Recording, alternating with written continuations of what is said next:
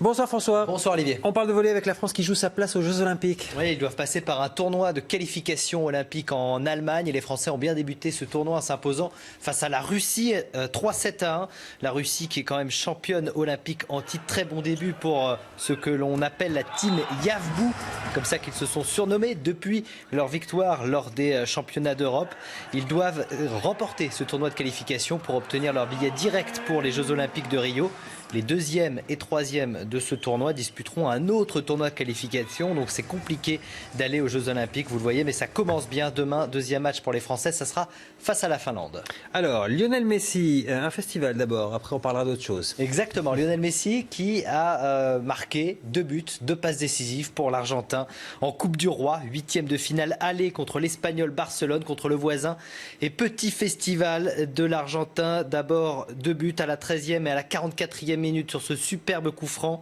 Messi à la passe ensuite pour Gérard Piqué, le défenseur à la 48e minute. Et puis le petit chef-d'œuvre de Neymar sur une passe de Lionel Messi. Après ce 1-2, 4-1 pour le Barça avec un Messi tout en haut du football. Et là, ça vous fait dire qu'il sera forcément Ballon d'Or dans une semaine. C'est le pari que vous prenez ce soir. À Paris, l'engagement. Je peux mettre tout mon argent et en même temps, je ne pas grand-chose. Pourquoi? Parce qu'il y a un petit bug, et oui, ça arrive à la FIFA en ce moment, des bugs. Ouais. Regardez sur le site officiel de la FIFA ce que l'on a trouvé. On a pu voir quelques secondes seulement, mais ça suffit ensuite pour envahir la toile et Internet. Le nom de Messi apparaît comme le vainqueur du Ballon d'Or de l'année 2015. Ballon d'Or qui sera remis officiellement lundi. Les votes sont clos, donc à la FIFA ils savent déjà qui est Ballon d'Or, mais nous on le sait, on vous le dit, avec cette photo. Petit bug informatique, ça en dit déjà peut-être long. Hein. D'accord, donc en fait c'est pas à cause des buts qu'il a marqué ce soir. C'est aussi grâce à... Non, c'est pas à cause des buts, mais il en a marqué tellement l'année dernière que voilà, ça compte même pas, c'est pour le plaisir. Bon. Messi qui est en course avec Ronaldo et Neymar, mais on vous le dit ce soir hein, sur iTélé.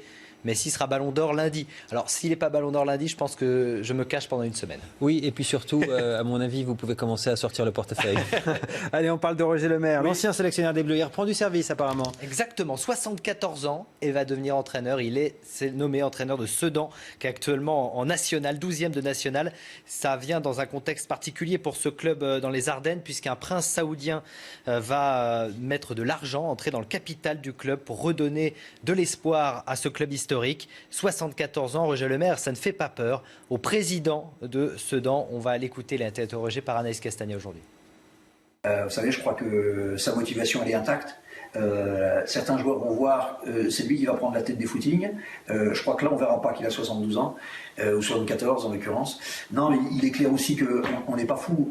On demande aussi à ce qu'ils nous écrivent la politique sportive, qui désigne son successeur, qui le forme à son image. C'est ça aussi qu'on va lui demander. Hein. C'est un passage de témoin. Roger Lemaire, ça nous fait plaisir de le revoir, champion d'Europe avec la France en 2000 tout de même. 74 et toute Sedan. Exactement, première victoire pour Stéphane Peter Hansel lors du Dakar. Et oui, Sébastien Loeb ne gagne pas toutes les étapes.